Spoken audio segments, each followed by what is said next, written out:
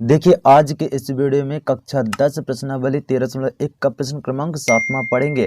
तो देखिए सबसे पहले क्या करना है, इस पूरे प्रश्न को पढ़ेंगे, समझेंगे, इसके बाद इस फिगर के बारे में समझना है, इसके बाद जो दे रखा है उसे लिखेंगे। तो सबसे पहले प्रश्न को पढ़ेंगे। कोई तंबू एक बेलन के आकार का है। देखिए ये पूरा पूरा एक तंबू है, ये पूरा एक बेलन के आकार का है, ठीक है। और जिस पर शंकु अध्यारोपित है। अब देखिए चूंकि ये पूरा पूरा आप समझ सकते हैं कि ये पूरा एक बेलन है, इसके ऊपर वाला भाग ये पूरा शंक्वाकार है। तो यदि बेलन की ऊंचाई और व्यास यानी 21 यानी कि 2.1 मीटर ये बेलन की ऊंचाई है, ठीक है। यहाँ पर देखिए यहाँ से ये पूरा ऊंचाई दे रखा है 21 यानी कि 2.1 मीटर ऊंचाई है। और व्यास देखिए ये पूरा पूरा व्यास, देखिए यहाँ पर व्यास दिया है 4 मीटर, तो ये पूरा व्यास 4 मीटर का है।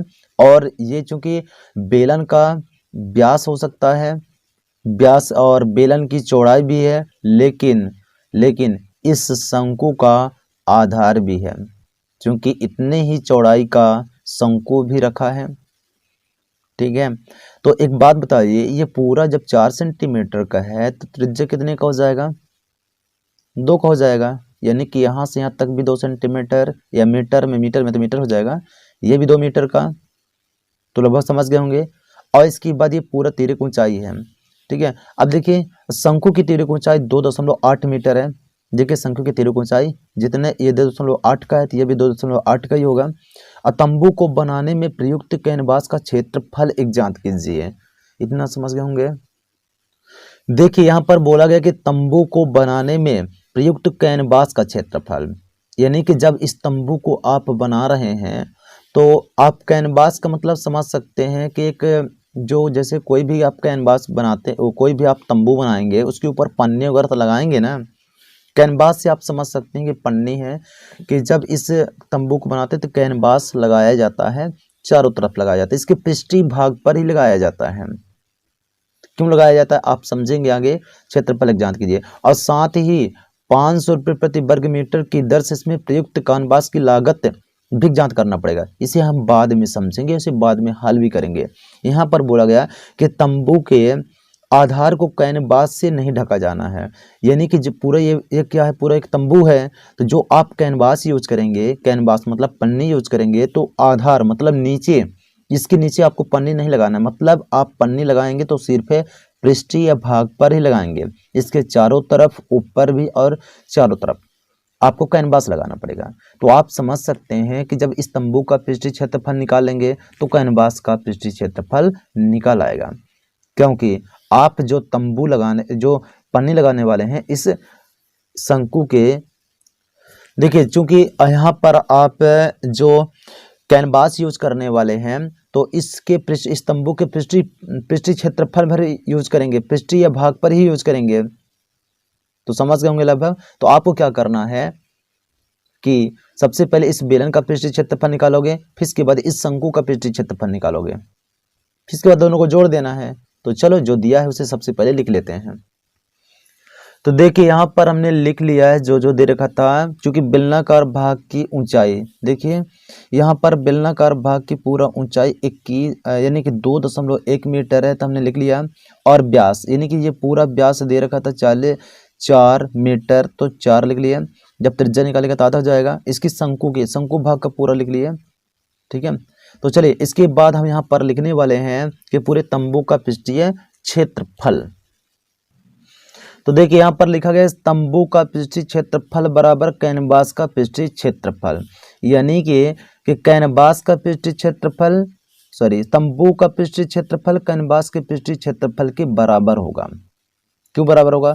क्योंकि जितने तंबू का पृष्ठीय क्षेत्रफल है उतने ना आपको पन्नी लगाना है, इसलिए दोनों का पृष्ठीय क्षेत्रफल बराबर ही होगा, ठीक है। अब यहाँ पर लिखा है बेलन का पृष्ठीय क्षेत्रफल, तो यहाँ पर हम सूत्र लिखने वाले हैं बेलन का, ठीक है। तो बेलन का सूत्र होता है 2 पाई आर और एच प्लस, यहाँ पर लिखा है शंकु का पृष्ठीय क्षेत्रफल, तो शंकु का पृष्ठीय क्षेत्रफल बराबर होगा पाई आर और यल। इतना समझ गए होंगे। तो चलिए यहाँ पर हम मान पुट कर लेते हैं, चूंकि 2 गुणे 2 गुणे यहाँ पर देखिए पाई है, तो हम पाई का मान 22/7 गुणे यहाँ पर त्रिज्या है, तो त्रिज्या देखिए दोनों का 2 ही आया है, और गुणे यच मतलब ऊंचाई, किसकी ऊंचाई, बेलन की ऊंचाई चाहिए।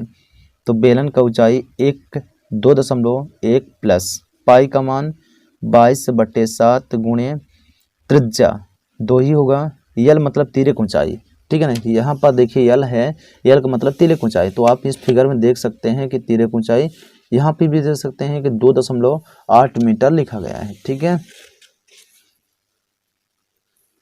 तो यहाँ पर हम कर लें 2.8, ठीक है, 2.8 मीटर दिया है। अब इसके बाद जो कट रहा है उसे काट भी सकते हैं, ठीक है। अब देखिए 7 है, तो 7 का पहाड़ा पड़ोगे 2 से ज़्यादा ना हो तो नहीं कटेगा, 7 शून्यम शून्य और दशमलव लगा लिए, और 7×7=21, ये आपस में कैंसिल हो चुके हैं। अब इसको भी काट लें, ये 2 है ना, देखिए सबसे पहले भाग तो नहीं जाएगा 2 से, तो भागना खाते लब्धे शून्य, इसके बाद ये दशमलव लगा लें, अब ये जाएगा 7×4=28, कैंसिल हो गया। अब इसके बाद जो बच रहा है उसे लिख लें, 22×2=44 गुणे 2 गुणे 0.3 और धन का चिन्ह। अब इसको भी 22×2 हो जाएगा, 44 गुणे और 0.4। अब इसको आपस में गुणा करके जोड़ देना है, तो चलिए 44 गुणे 3×2=6 और 1 अंक के बाद दशमलव, प्लस उसी तरह से इसको भी कर लें, 4×4=16 की 6 यहाँ से ले 4×4=16, 16×1=17, 1 अंक के बाद दशमलव, इतना समझ गए। अब देखिए 6×4=24 की 4 हासिल 2 और 6×4=24, 2×26, 1 अंक के बाद दशमलव लगा लें और प्लस ये हो जाएगा 17.6, इसको आपस में जोड़ देना है।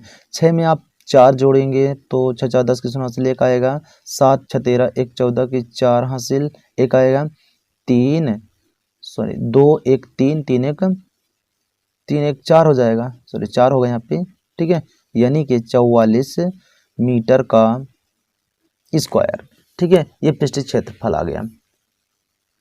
अब देखिए यहाँ पर थोड़ा प्रश्न में समझेंगे, बोला गया कि 100 रुपया और साथ ही 100 रुपया प्रति वर्ग मीटर की दर से इसमें प्रयुक्त कैनवास की लागत ज्ञात कीजिए। यानी इसका मतलब समझ सकते हैं कि एक वर्ग मीटर कैनवास की लागत, मतलब 1 वर्ग मीटर आप कैनवास खरीदेंगे तो उसका 500 रुपये लगा है, यानी समझ गए। यानी कि आप इतना, जैसे मान लीजिए लंबाई भी 1 मीटर, चौड़ाई भी 1 मीटर, लंबाई भी 1 मीटर, चौड़ाई भी 1 मीटर है। वर्ग मीटर का मतलब यही होता है कि लंबाई भी और चौड़ाई भी, ठीक, दोनों सेम रहेंगे, वो 500 रुपये मिलते हैं, 500 रुपये उसका रेट है। तो जब 44 वर्ग मीटर, जब आपका पूरा पन्नी 44 वर्ग मीटर है तो उसका कितना रुपए आपको देना पड़ेगा वो निकालना पड़ेगा, कि 44 वर्ग मीटर जब पन्नी खरीदेंगे तो उसका आपको टोटल कितना पे करना पड़ेगा।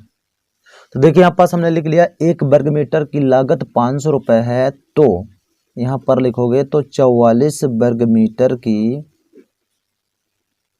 लागत बराबर 44 गुणे 500, ठीक है, चूंकि एक वर्ग मीटर का 500 रुपये लग रहा है, तो 44 वर्ग मीटर कितना लगेगा तो गुणा कर लो, 5, देखिए 00 तो यहाँ पर 00 बढ़ा लें, और 5×20 की 0 हासिल आएगा 2, और 5×20 22, यानी आपको 400 वर्ग मीटर का 44 वर्ग मीटर का 22,000 रुपये देना पड़ेगा। देखिए यहाँ पास हमने लिख लिया, अतः प्रयुक्त कैनवास की लागत, टोटल कैनवास को खरीदने का जो खर्च है वो 22,000 रुपये है। आशा है, उम्मीद है कि आपको यह वीडियो देखने के बाद जरूर समझ में आया होगा। यदि समझ में आया प्लीज़ इसे लाइक